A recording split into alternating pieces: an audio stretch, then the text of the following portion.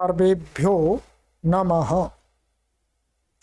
देववाणी संस्कृतम यूट्यूब चलदृश्यं प्रति भवतां भवतीनां च हार्दं स्वागतम। मित्रों, आज हम रचनानुवाद कौमुदी की लाइव कक्षा संख्या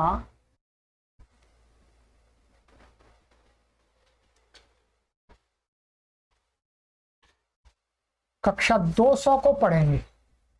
लीजिएगा, 200वीं कक्षा को पढ़ेंगे। 199 कक्षाएं हमने पढ़ ली हैं। प्लेलिस्ट में कॉलम बना दिया गया है रचनानुवाद कौमुदी। ठीक है,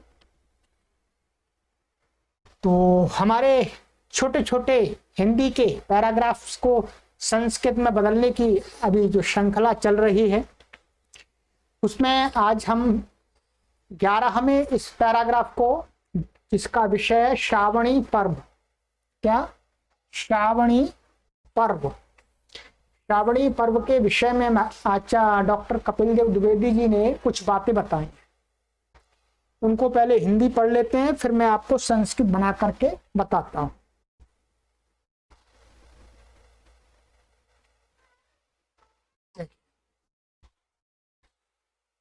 श्रावणी हिंदुओं के मुख्य पर्वों में से एक है।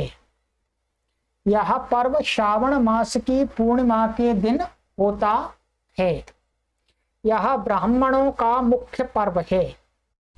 इस अवसर पर वे वेदों का पठन पाठन और वैदिक साहित्य का स्वाध्याय करते हैं, नवीन यज्ञोपवीत धारण करते हैं। इस समय वर्षा ऋतु के आगमन के कारण यातायात की असुविधा के कारण ऋषि मुनि भी गांवों और नगरों में रहकर चातुर्मास्य बिताते हैं और जनता को वैदिक धर्म की शिक्षा देते हैं। आर्य संस्कृति में स्वाध्याय का बहुत महत्व है। इसको रक्षाबंधन पर्व भी कहते हैं। इस अवसर पर बहनें भाइयों के हाथों में स्वरक्षार्थ रक्षाबंधन बांधती हैं। ठीक है, ये मुख्य रूप से जो रक्षाबंधन पर्व की अर्थात श्रावणी पर्व की मुख्य बातों पर उन्होंने प्रकाश डाल दिया। ठीक है, चलिएगा। अब आपने यदि इसकी संस्कृत बनाई है, आपने सही बनाई है गलत बनाई है, तो मैंने आपके लिए संस्कृत की बनाई है, उससे आप सहयोग लेकर के अपनी संस्कृत को ठीक कर सकते हैं। ठीक है, चलिएगा।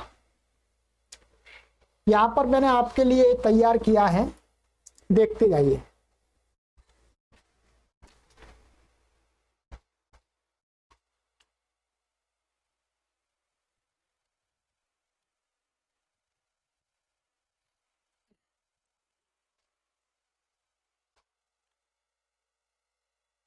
श्रावणी पर्व। ठीक है, श्रावणी पर्व ऐसे लिखा जाएगा, ये अलग अलग नहीं है, ये एक है बीच में। श्रावणी पर्व ऐसा कर लीजिए। ठीक है, श्रावणी पर्व आर्याणाम पर्वसु एक पर्व वर्तते। श्रावणी पर्व आर्याणाम माने हिंदुओं के पर्वों में से एक पर्व है। एतत् पर्व श्रावण मासस्य पूर्णिमायां भवति। यह पर्व श्रावण मास की पूर्णिमा के दिन होता है।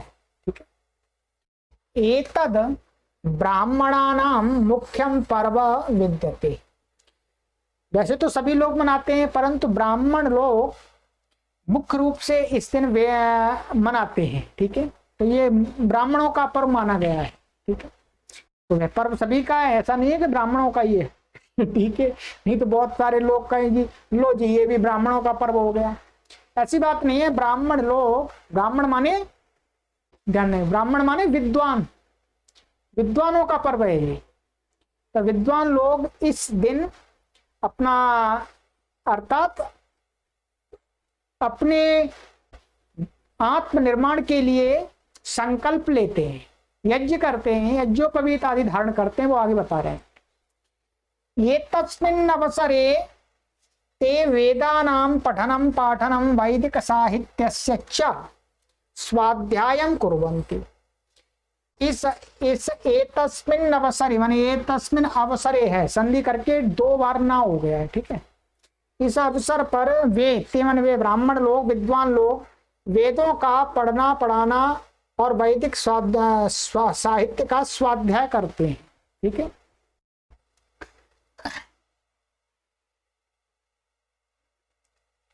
नवीनम यज्ञोपवीतम धारयन्ति, और नए यज्ञोपवीत को धारण करते हैं। अस्मिन् काले वर्षर्तोरागमनात् यातायातस्य असुविधायाः ऋषि मुनयोऽपि ग्रामेषु नगरेषु उषित्वा चातुर्मास्यं यापयन्ति, अपि च जनतायै वैदिक धर्मस्य शिक्षां ददति। कहते हैं इस काल में वर्षा ऋतु, मैंने संधि कर दिया, मैंने वर्षा ऋतु संधि करके आधुना होकर के वर्षा ऋतु हो गया और गुरु के समान रूप चल गया। तो वर्षा ऋतु हो मन वर्षा ऋतु के आगमनात् मन आने से, यातायात मन गमनागमन जो साधन होते हैं उनकी असुविधा से ऋषि मुनि भी गांवों में नगरों में ग्रामेशु नगरेशु, अच्छा और लगा लीजिएगा, ग्रामेशु नगरेशु च, गांव और नगरों में उषित्वा रह करके चातुर्मास 4 महीने को जो यापयंती में बिताते हैं। और जब बिताते हैं गांव और नगर में तो वहां रहते ही हैं, तो दूसरा भी काम कर देते हैं मानव कल्याण का, पीछा और भी वे जनता के लिए वैदिक धर्म की शिक्षा को देते हैं। 4 मास गांव में रहते हैं तो सोचते हैं क्या करें, विद्वान लोग हैं तो क्या करें, विद्या का प्रचार प्रसार करते हैं, लोगों को अच्छी बात बताते हैं, ठीक है। तो 4 मास वो गांव और नगरों में रहते हैं और अच्छे अच्छे उपदेश देते हैं। आर्य संस्कृत स्वाध्यायस्यातीव महत्वम वर्तते। आर्य संस्कृति माने जो वैदिक संस्कृति है उसमें स्वाध्याय का बहुत महत्व है।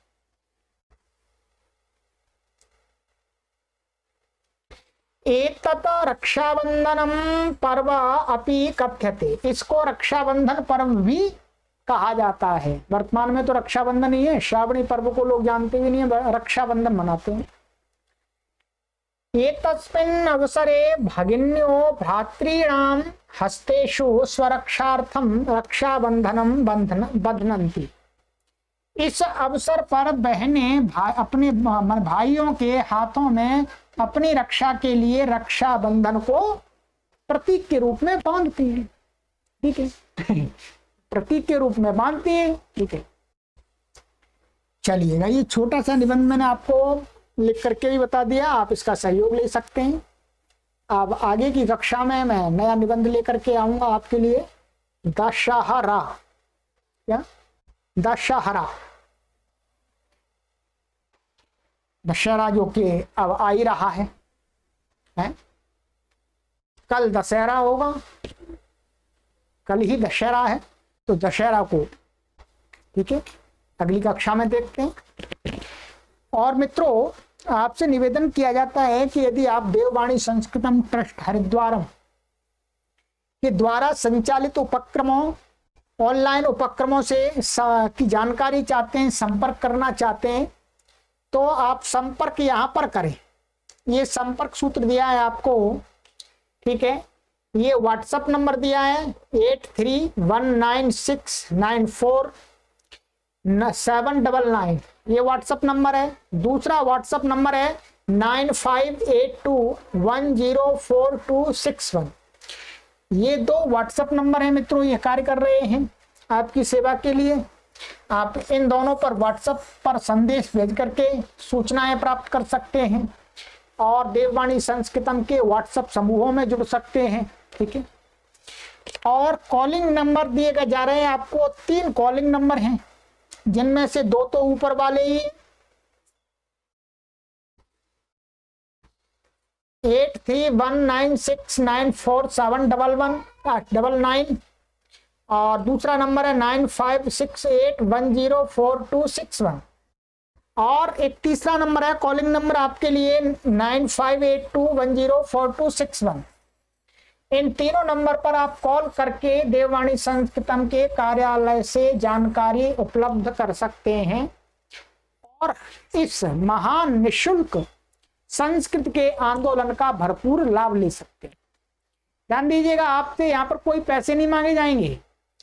इन नंबरों से आप देववाणी संस्कृतम से संपर्क करते हैं तो आपसे कोई पैसे नहीं मांगता। कोई पैसे मांगता है तो वो देववाणी संस्कृतम का नंबर ही नहीं है, ध्यान रखें। हम किसी से कोई ऐसा शुल्क नहीं लेते हैं, फीस नहीं लेते हैं।